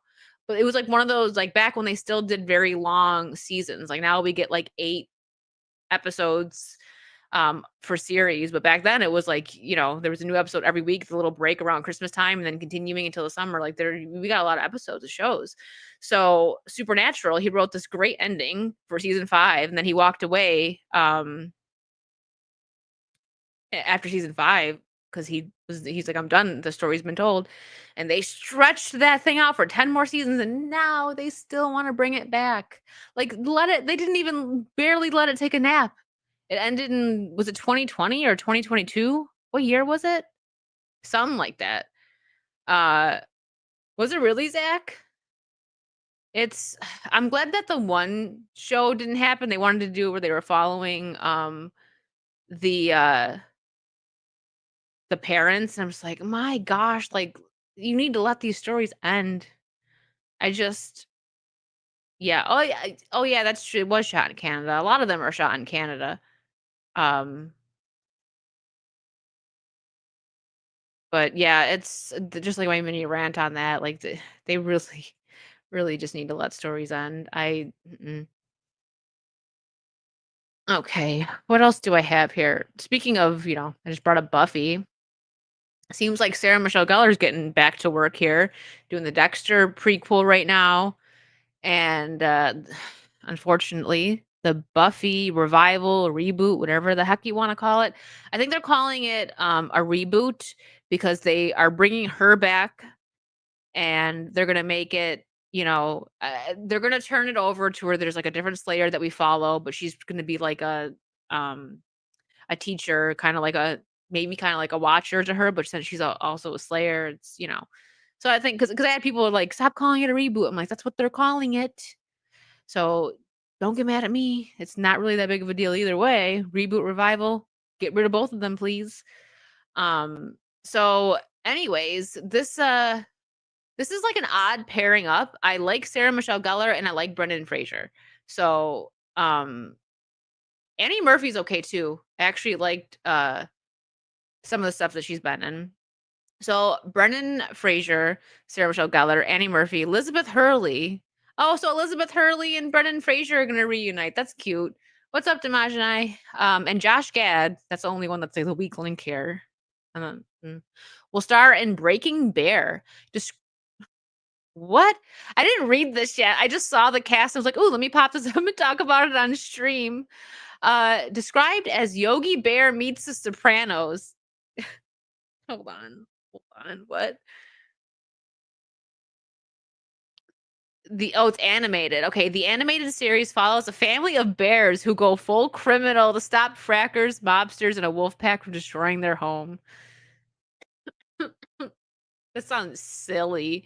Man, I was excited for like 1 second. I thought they were gonna be in a movie together. Of course, the frackers, man.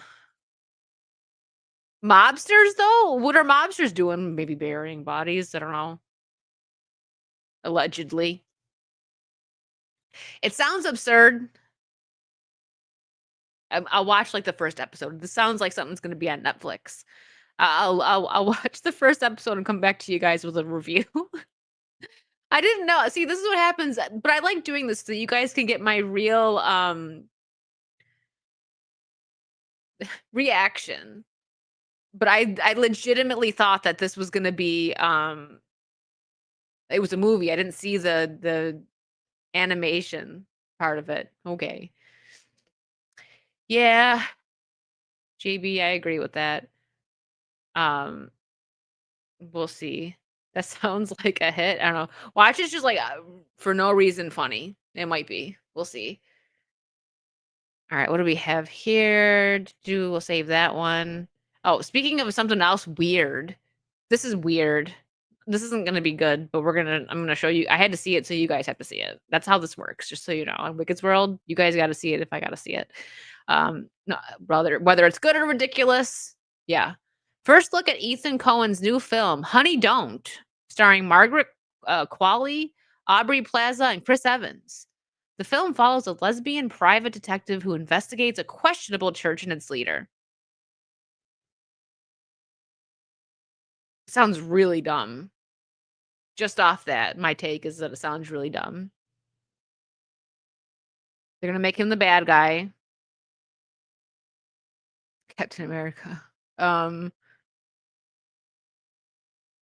I thought maybe she worked on this before. Wow, they really made her look butchy there. Exactly, because that's what they identify. It has to, right? They can't just have a good story. There has to be something in there like that because, God forbid. They made her look. She looks like kind of like Eileen Warnos. You know what I mean? Just like she's just got really butch there. Anyways, it's the vibes. Aubrey is usually really pretty. She's not ugly there. They just definitely dimmed her down a little bit, gave her a bit of a butchy look. Yep, exactly. That's what's got to be the focus. Exactly. I won't watch it. I think it's going to be stupid. It's going to be another film coming at Christianity, right? Not my cup of tea. But I'm kind of surprised that Aubrey. I was just about to say this. Maybe this was already recorded, but I'm surprised that she's doing work so soon. If it wasn't, because her husband just passed away. Like it was announced like right after Agatha All Along. So, I don't know. She could have already had it filmed. Who knows? Or she's throwing herself into work. I don't know. Okay, what's this? Actually, shout out to Ian for this one. I saw you I think you reposted this. And it looked interesting. I thought I'd pull it up. So I've never played the Mafia games, the old country. I have a couple. I wanted to play the first one, but it doesn't. So sometimes with streaming, when you get like an old game, especially if it's on like Steam, it doesn't play properly, like through like OBS is what I use. Like the screen just won't um it won't look right. And it's so I can't stream the first game, unfortunately, but I do want to play it. I have, I'll look after this, I'll look into what I have. I do think I have the newest one, um, and maybe I'll stream that one if you guys are interested in seeing that. But Mafia: The Old Country is confirmed to release August 8th, and it will cost $50. So not too bad. Not $80 like the Switch games. People are not happy about that. Which, speaking of the Switch 2, I probably won't get it until like Christmas time. I think what they're gonna do. This game, before I jump topics again, this game, I'll probably get. I gotta check out the other Mafia games first, but uh, if I like them, I'll get this one.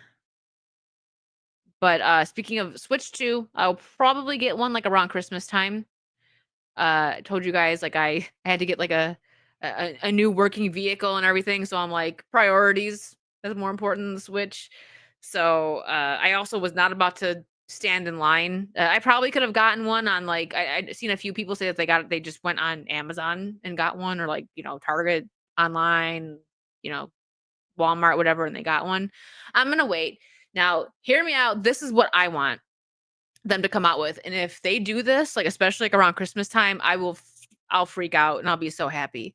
So if you 90s kids remember that they originally released the 64 and it was just like the gray one, I believe, like just the basic 64, but then come around like holiday season, they released that like the purple one and the jungle green one.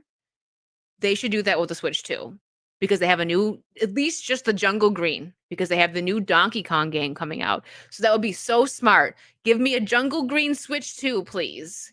A, like a package with Donkey Kong. That would be great marketing.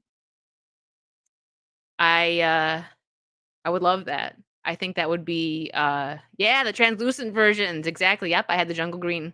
I was one of those kids that got, I can't remember if it was Christmas or my birthday because they're like a month apart basically, but I was one of those kids screaming my mom got me the jungle green 64. So, hear me out, Nintendo. Jungle Green Switch 2 around holiday season and include the Donkey Kong game with it. It will fly off the shelves. I will buy one. I will buy one of them. So, I think it will be smart because once this is going to be their last console for a while. I mean, make it cool, make special editions. I would love it. Well, let's see if they do. If they do it, I'm taking full credit for it. They're watching the stream right now. I know they are. Just kidding. But I would love that. Totally would get it. So, but yeah, either way, I'm waiting because my actual Switch, I have to get it looked at. The charger port is messed up on it, so I can't even play my Switch.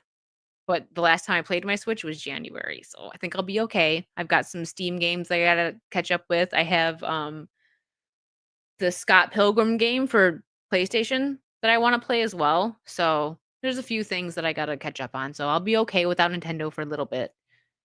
I also need to order the retro tank so I can actually play the Super Nintendo. I've been waiting to play Hook. It's up there. You can't see it. It's on the top shelf. So that you guys can see my reaction to it. So I'll get the retro tank very soon. I'm still getting my situation all set up over here, but it's coming soon. Retro gaming streams. That'll be fun. Okay, what? Oh, I didn't have anything else here.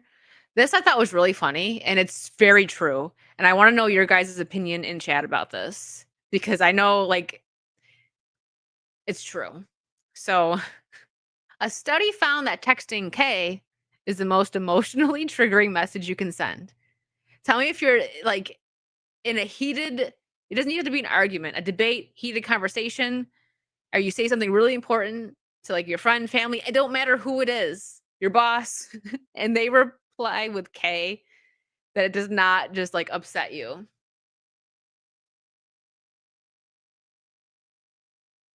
I know, especially for females, if you want to make a girl mad, if she sends you like a long text, even if it's stupid, because girl, come on, I know, I know. If you send K to a girl, just be ready to. You're gonna see is typing for at least 3 minutes straight. You're in trouble. Don't matter if it's your girl, your sister, your cousin, your bestie. You're gonna be in trouble. This made me laugh though because it is so true. Like I had friends that we used to joke around and do this on purpose, like not during like any kind of heated conversation. I still do this with friends sometimes, and like we mess around. That's what it is. The K with the period is like you're just like solidifying it. There you go, Lark. Say, okay. Like you're at least trying a little bit more there. uh, yeah, it is passive, but you're right, Dex. I think it's so funny. I do it by force of habit because once upon a time, your phones didn't tell you it was received. Oh yeah. Sometimes you can turn that off too. Will X-ray respond to a K reply? Probably not. Me and X-ray actually don't text that much. It's more like if we have something to say, it's a phone conversation or we talk in our group chat on Saucy. But I've never K'd her. I don't think I've never I'm trying to think. I don't know if I've ever actually K'd like one of my girls. Besides joking. Um Oh, here's one more since we were on the topic of games. I don't think we're gonna make it to the Met Gala stuff today, but you guys will be fine. I will save it for Saucy. Just Rue's got a lot to say, so we'll just let him take the floor on that one. Jared says, as a married man, I have learned this. Yes. Listen to Jared. Um how does it compare to the thumbs up emoji? I think sometimes it's very similar. Like, so if okay, here's an example. Hold on. Let's pull this up in a minute. An example of where using the thumbs up emoji versus K would probably not make like a angry response. You're making plans or something, right? And you're like, okay, so we're gonna do this, whatever. And then like, especially like a guy, like if they said thumbs up, it's like, okay. Usually men are few words. But if you're like detailing something and you like that, like plan stuff, you just say K. A girl is probably most likely to be like K. Like, what do you like? What? Like, it's there's just something about that that's gonna make you go off. Um, but if you like are mad and you text like somebody that you're angry with them or something, and then they just give a thumbs up, that's just as bad as K, in my opinion. So, oh, here, let me. Yeah, it seems dismissive, exactly. Like I said, it depends on the context. But yeah, if you're like having a conversation and someone's like making you mad and you're like having an argument and you just do a thumbs up, that's just as bad as K. So EA says they have no plans to start charging 80 for games. That's nice. I don't I don't really I'm trying to think of the last EA game I bought, but that's good for sports people. I know EA does a lot of the sports games. Yeah, I know, no plans yet. That's a good point. We'll see. They're like, "We're good. We care about you. We actually care." Okay, we've got two more little things to bring up here.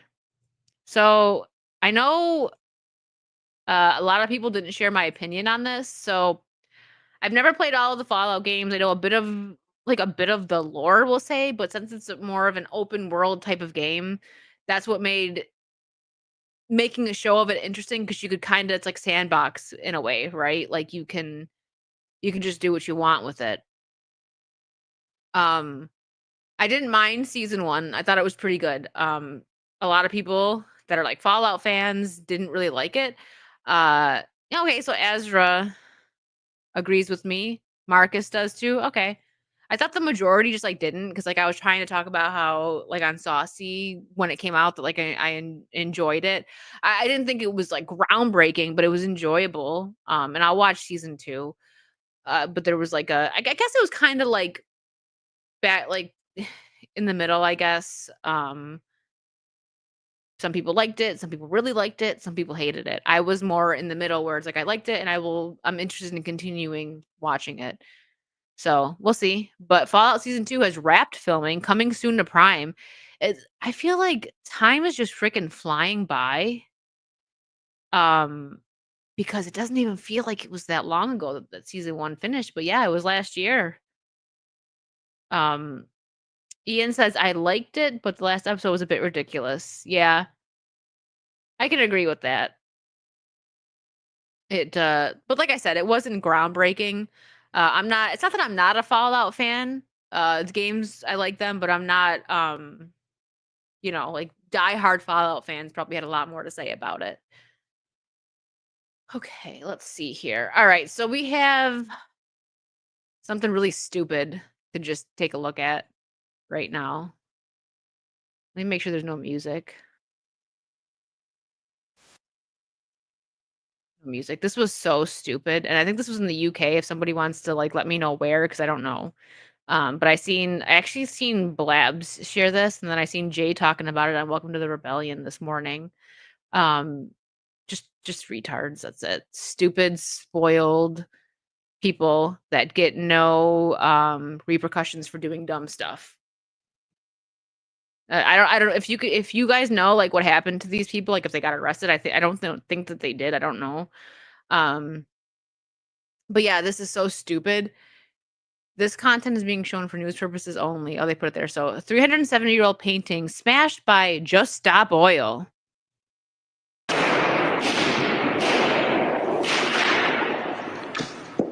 Like, women did not get the vote by voting. It is time for deeds and not words. It is time to just stop oil. it's not funny. I'm laughing because it's ridiculous. They get charged and the original is protected. Do they know it's a replica? Oh, I'm glad it is.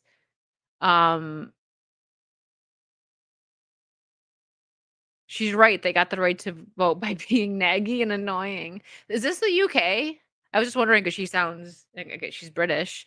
I just what compels people to do stuff like that? The fact that they even got this far, I'm guessing this is a museum. I don't know where this is. But they got this far and they weren't pulled off. Like if this happened in like an American museum, I guess it depends on where, but I think most places, oh, she's gonna get tackled. She's getting tackled. Like both of them. There's gonna be some big male body like security that has taken her out in handcuffs. I say that because in most places, the places that I grew up in and stuff, yeah, it ain't going down like that. But there are some places in America that probably would. We have too much to the UK. I'm so sorry to my UK friends that have to deal with this crap.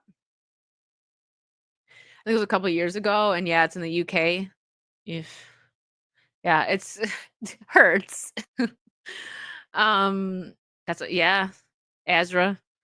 Wearing oil-based shoes and clothes, smart. Yeah, they don't seem like the brightest, that's for sure. So this was a couple years ago. It's weird how that happens, that things start circling. Oh, that's right. This was a couple years ago. Jay said that in his stream earlier. But it's making its circles again. And I just like things like this, I don't understand, man. Like that's like childish the way that they act. Like oh my gosh, like even as an adult, my mom would kick my butt if I acted that way. It's just embarrassment. It's these people have no shame these days. This is why I say like it's bullying is okay sometimes. You know? Just my opinion. I mean, me and my friends get a lot of this like bullying trolls on the internet and just laugh at it. But people that are very sensitive and do crap like that, maybe they could do with a bit of bullying to stop acting stupid. America said people think that I don't appreciate art. But yeah, that's my message for today. Let's bring back bullying to a certain extent. I'm like, oh yeah, blue-eyed Scorpio. Okay, let me see here. Let's see who's on because we're getting to that time. I really thought that I was gonna end up having time to talk about the Met Gala stuff, but I'm actually okay with saving it for Saucy because I know, especially with this Baru going off, because he's gonna be like, oh, he's gonna be as absolutely disgusted. I know he's disgusted in the outfits because we've talked about it on or in our group chat for Saucy, but Chris Nicholson, thank you for the 5. If you really want to PO a girl, just text her, huh? My mom was right about you. I'm sure that would work. Yeah, I don't think a girl would like that very much. Thank you, Chris. Justin Martin's for 5. The best videos I've seen of the oil protesters are when they're asked how they got to the protest. I know, right? They probably used a scooter, because they want to save the environment. Shoulder level hand waving will be a foot. Yeah.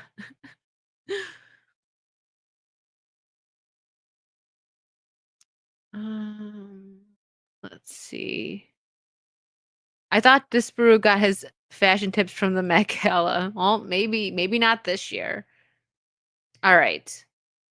Let me make sure I got all the super chats. Guys, thank you so much for all the love today. I had a lot of fun. I'm so glad that I brought Wicked's World back. It's nice to just have a space to just like chat with you guys a bit more in depth, because I know on Saucy I see you guys in there, but the chat moves quite a bit faster when you have like guests. Like I'll probably have guests on here from time to time, but when there's even just 2 people on, sometimes it's hard to completely keep up with the chat because you just won't get the topics and stuff. But yeah, you guys probably get it.